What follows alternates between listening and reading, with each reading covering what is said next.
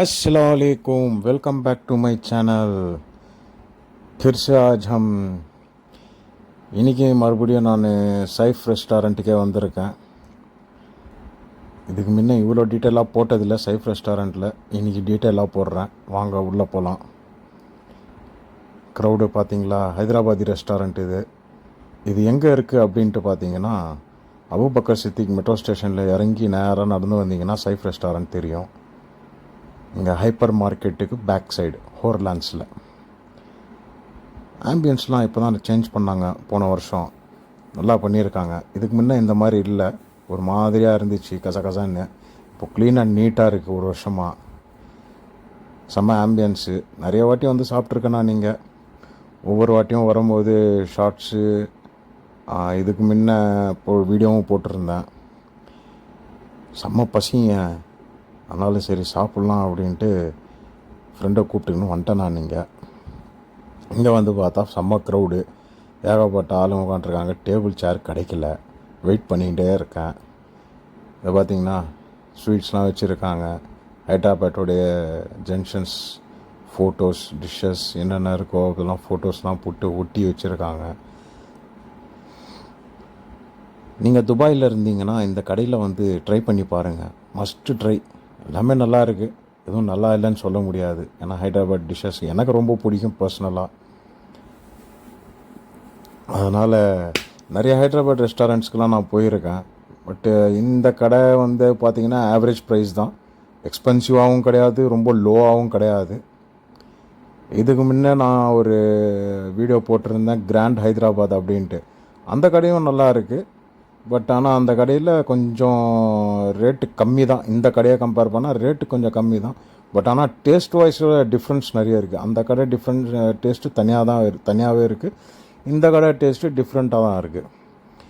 எப்போவுமே வந்தீங்கன்னா இந்த கடைக்கு ஹைதராபாத் எந்த ரெஸ்டாரண்ட்டு க்ரௌடாக இருக்கிற ரெஸ்டாரண்ட்டுக்கு போனீங்கனாலும் ஒரு 8:30லேருந்து 9:30க்குள்ளே போனீங்கன்னு வச்சுக்கிங்களேன், செம்ம சூடாக கிடைக்கும் பிரியாணி. அப்படியே சாப்பிட உள்ளே போய்கிட்டே இருக்கும்.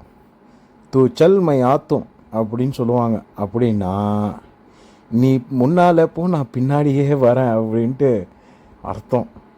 செம்மையாக இருக்கும், சாப்பிட டேஸ்ட்டாக இருக்கும், சாப்பிட்டுக்கிட்டே இருக்கலாம். இந்த கடையில் நிறைய ட்ரை பண்ணியிருக்கேன். மரகு ட்ரை பண்ணியிருக்கேன், நான் மரகு, அதுவும் நல்லா இருக்குது. ஸ்வீட்ஸில் டபுள் கா மிட்டா, கீர், குலாப் ஜாமுன் எல்லாமே இருக்குது. இவங்க இப்போது பானிபூரி கூட போடுறேன் அப்படின்ட்டு சொல்லியிருந்தாங்க. பட் அதெல்லாம் நம்மளுக்கு எதுக்குங்க, பானிபூரிலாம் நம்மளுக்கு தேவையாது. நம்ம சாப்பிடாத பானிபூரியா? இதை வந்துருச்சு பாருங்கள் நம்மளுக்கு பிரியாணி, மட்டன் பிரியாணி. செம்ம டேஸ்ட்டுங்க. டேஸ்ட்டாக அப்படி ஒரு டேஸ்ட்டு, செம்ம ஜூஸியாக இருக்கும் மட்டனு. சாப்பிட்டுக்கிட்டே இருக்கணும்னு தோணும். மசாலாவும் நல்லா மேரினேட் பண்ணி செம்மையாக செஞ்சு வச்சுருக்காங்க. ஆஹா, எப்படி இருக்குது பார்த்தீங்களா? ஐயோ, எனக்கு நாக்கு ஊறுது, மறுபடியும் போய் சாப்பிட்ணுன்னு தோணுதே. அப்புறமா போய்க்கலாம், எங்கே போயிட போகுது, நம்ம துபாயில் தானே இருக்கோம். துபாயில் ஏகப்பட்ட ஹைதராபாதி ரெஸ்டாரண்ட்ஸ் இருக்குது. ஏதாவது ஒரு கடையில் நுழைஞ்சு சாப்பிட வேண்டியது தான். இதை பிரியாணி சாப்பிட்டு செம்ம சூடுங்க, கை சுட்டுருச்சு. ரெண்டாவது தலாவா கோஷ் மட்டனில் ஒயிட் ரைஸு, இது காம்போ. இது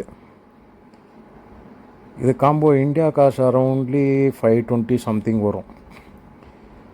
பிரியாணி 400 சம்திங். எப்படி இருக்குது பிரியாணி பார்த்துட்டு சொல்லுங்கள். நான் சாப்பிட ஆரம்பிக்கிறேன். நான் பாருங்கள், ஐயோ கட்டி தாளுங்க. இது ஜீரா எப்படி மிதக்குது பார்த்தீங்களா?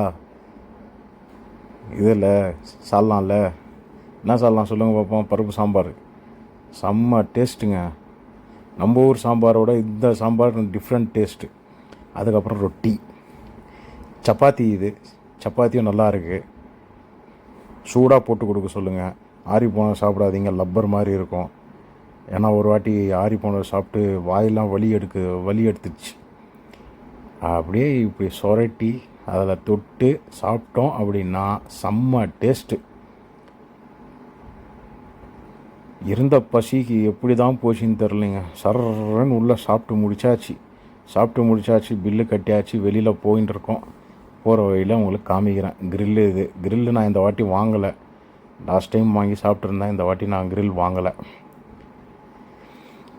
மறுபடியும் கடை ஆம்பியன்ஸு கிளம்புறப்போ ஃபைனல் டச்சாக காமிக்கலாம் அப்படின்ட்டு அப்படியே வெளியில் போக வேண்டியது தான்.